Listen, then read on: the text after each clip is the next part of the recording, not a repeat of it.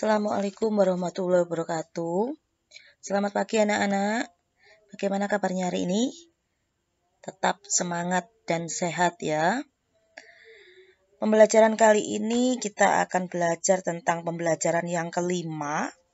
Kemarin kita sudah mengenal tentang energi alternatif berbahan dasar nabati dan hewani. Sekarang kita akan memanfaatkan sumber daya alam makanan pokok Indonesia yaitu singkong sebagai sumber alternatif bio. Mari kita cari tahu lebih lanjut tentang singkong. Ini adalah gambarnya singkong. Di Indonesia merupakan daerah tropis yang kaya akan hasil sumber daya alam. Salah satunya adalah singkong. Singkong mempunyai potensi besar untuk dikembangkan. Singkong merupakan sumber kalori pangan yang murah. Singkong dikonsumsi sebagai salah satu makanan pokok oleh masyarakat. Singkong merupakan makanan yang kaya karbohidrat.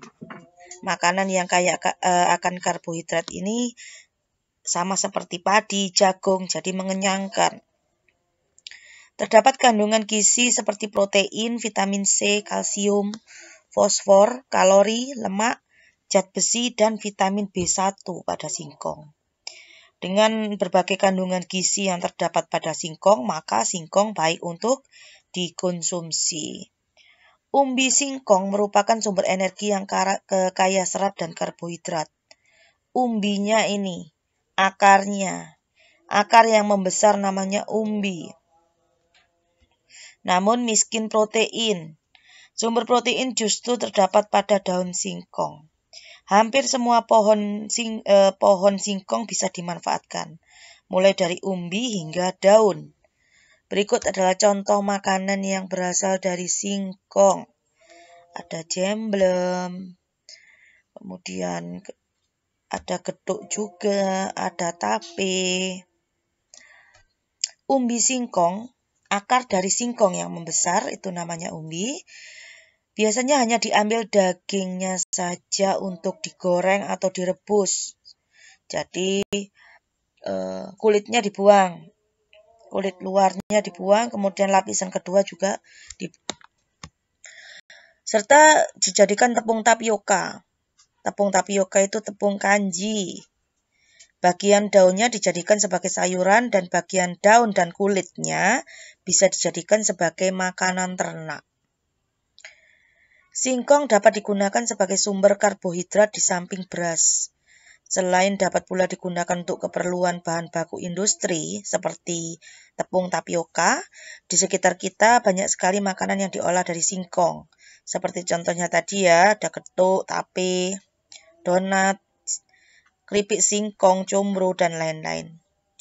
Bahkan hasil olahan singkong tersebut menjadi mata pencarian sebagian besar masyarakat, mulai dari bentuk usaha kecil seperti keripik singkong, ya, getuk, industri rumahan, hingga pabrik. Selain dijadikan sebagai makanan, singkong dapat dijadikan sebagai bahan bakar alternatif yang dikenal dengan sebutan bioetanol. Salah satu energi alternatif yang menjanjikan ini. Bioetanol sendiri adalah etanol yang bahan utamanya dari tumbuhan dan umumnya menggunakan proses fermentasi. Itu adalah pengertian dari bioetanol. Bensin yang dicampur dengan bioetanol kualitasnya lebih baik. Cukup tambahkan 10% dari total bensin, maka bensin tersebut akan mengurangi emisi gas buang seperti karbon monoksida. Jadi tidak ada asap yang keluar dari kendaraan, dari knalpot. Jadi misalnya 10 liter dari 10 liter bensin, berarti bioetanolnya 10% dari 10 liter. Berarti berapa? 10 per 100 kali 10. Ada 1 liter. Jadi kalau 10% bensin, 1 liternya bioetanol. Itu manfaatnya untuk kendaraan bermotor adalah pembakarannya lebih sempurna. Gas buang menjadi lebih bersih. Gas buang itu asap yang keluar dari knalpot. Jadi untuk mengurangi karbon monoksida, yaitu gas yang beracun dan tidak baik bagi kesehatan.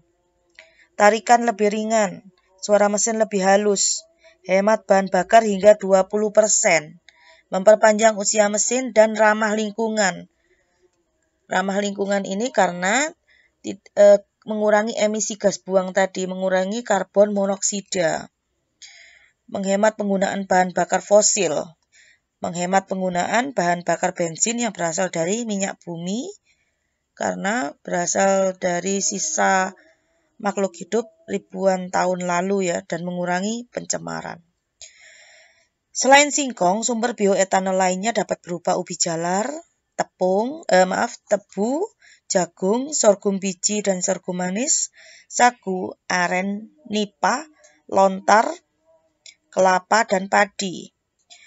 Sumber bioetanol yang cukup potensial dikembangkan di Indonesia adalah singkong, karena bisa ditanam di daerah manapun.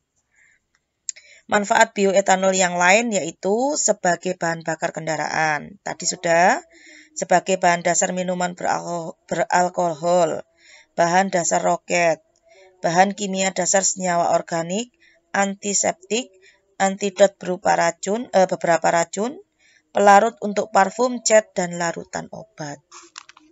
Itu adalah singkong, makanan khas Indonesia. Kita kalau membicarakan tentang Indonesia, kita ingat kembali tentang lagu Anak Indonesia. Dalam lagu tersebut kita belajar tentang tempo, yaitu di mana tempo lagu Anak Indonesia adalah andante ya. Tempo andante. Sekarang kita akan belajar tentang dinamik lagu. Dinamik itu berasal dari kata dinami, yaitu kekuatan. Tanda dinamik berarti tanda-tanda yang berfungsi memberikan kekuatan. Jadi dinamik lagu itu keras lemahnya nada yang dinyanyikan. Kalau jumlah ketukan kemarin kan birama. Kemudian kalau keras lemah lagu berarti dinamik lagu. Kalau tempo adalah cepat lambat lagu. Sedangkan nada itu adalah not. Kalau diingat-ingat seperti itu. Simbol dinamik lagu adalah tanda yang menunjukkan keras lembutnya lagu. Kalau cepat lambatnya lagu itu tempo. Kalau dinamik lagu adalah keras lembut lagu. Lagu itu ada yang dinyanyikan dengan nada keras, ada yang lembut, kemudian ada yang keras dan lembut secara bergantian. Oleh karena itu, dalam menyanyi harus memperhatikan tanda dinamiknya. Pemberian dana dinamik ini pada tempat-tempat tertentu dalam lagu atau musik, agar penyajian lagu menjadi lebih indah dan merdu. Jadi tanda dinamik ini tidak semua not memakai tanda dinamik, tapi hanya not-not tertentu. Sedangkan not lain yang tidak ada tanda dinamiknya, pengaruhnya akan semakin berkurang tergantung pada dekatnya letak not pada tanda dinamik tersebut. Berikut ini istilah yang digunakan berdasarkan tingkat kekerasan dan kelembutan suara yang dihasilkan. Tanda dinamik itu ada dua macam, yaitu tanda dinamik berbentuk suara atau gambar dan tanda dinamik berbentuk huruf. Tanda dinamik berbentuk suara atau gambar ada 3. 1, 2, 3. Ada yang seperti tanda kurang dari dalam matematika. Namanya crescendo. Berarti ini artinya suara semakin lama semakin keras dan semakin kuat. Tanda lebih dari ini ya. Discrescendo adalah semakin lama semakin lemah dan lembut. Kebalikannya crescendo. Kemudian ada tanda dua-duanya. Kurang dari dan lebih dari. Mezzo divers. Dinyanyikan dengan suara lembut, berangsur-angsur, menguat, kembali melembut dalam pernapasan. Kemudian ada tanda dinamik yang berbentuk huruf. Huruf F artinya forte, dinyanyikan dengan nada keras. Berarti sama dengan crescendo ya. MF, mezzo forte, setengah keras. FF, fortissimo, kuat sekali, keras sekali. Berarti lebih keras daripada forte, karena F-nya ada 2. P, piano, nada lembut. MP, mezzo piano, berarti agak lembut, setengah lunak, dan merdu. Sama dengan decrescendo ya.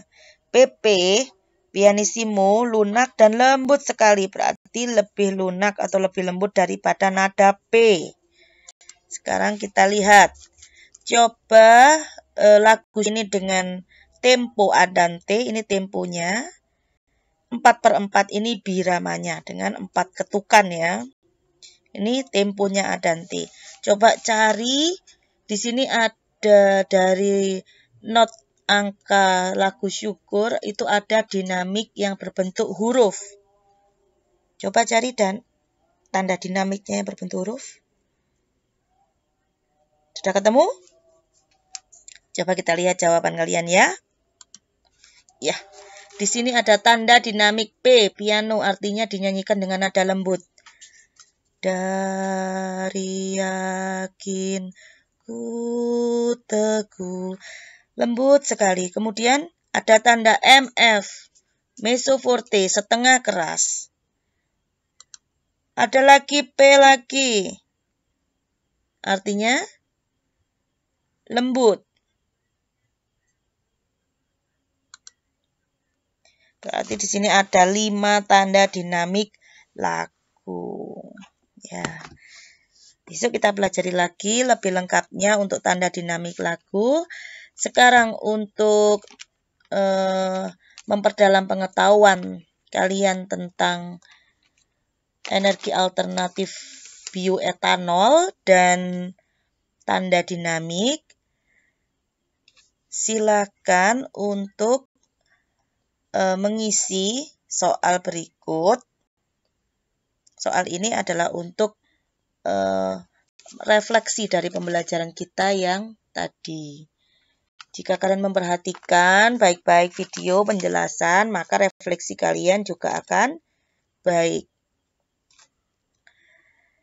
Silakan ditulis kembali di buku, kemudian dicocokkan dengan materi yang tadi, kira-kira jawaban apa yang terbaik. Anak-anak, cukup sekian untuk hari ini. Selamat mengerjakan, tetap jaga kesehatan, tetap belajar meskipun kita dalam kondisi PJJ ya, pembelajaran jarak jauh. Bu Guru akhiri. Assalamualaikum warahmatullahi wabarakatuh.